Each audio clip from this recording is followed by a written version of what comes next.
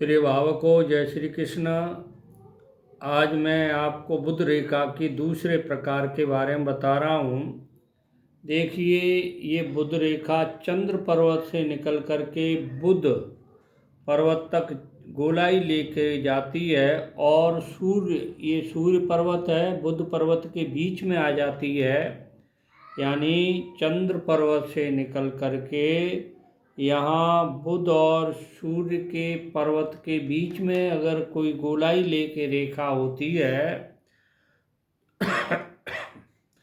तो मैं ऐसी किसी के हाथ में अगर रेखा है तो वो व्यक्ति कई चिंता से हमेशा घिरा रहता है, यानी उसको चिंताएं लगी रहती हैं। अब देखिए, दूसरी रेखा यहाँ से हथेली के मध्य में से जाकर के बुध पर्वत तक जाती है कोई किसी की रेखा।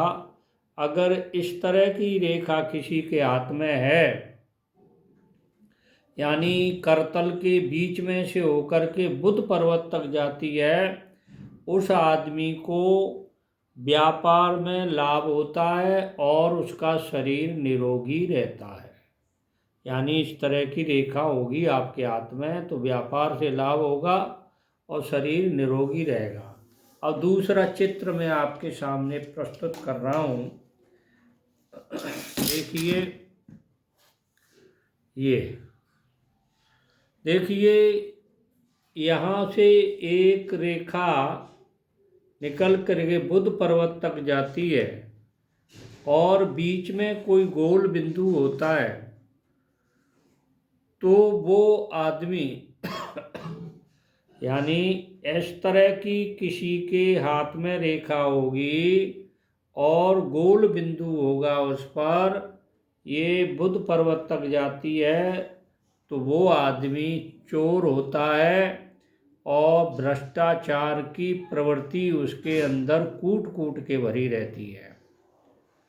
अब देखिए, दूसरी रेखा यहाँ से निकल कर के यहाँ दो भागों में, बाईं तरफ दो भाग हो जाते हैं इसके बाईं तरफ, तो यानी ये शाखाएं निकल जाती हैं इधर बुध पर्वत पर बाईं तरफ इधर, ठीक है ना।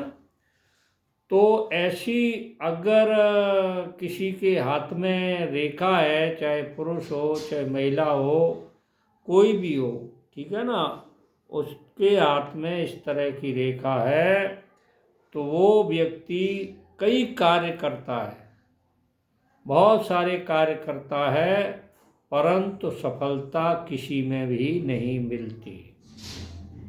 ये बुध पर्वत की खासियत है, बुध रेखा की खासियत है। इधर दो शाखाएं हो जाएं तो काम तो बहुत करता है, कई काम करता है, परंतु सफलता उसको दृष्टिगोचर नहीं होती है।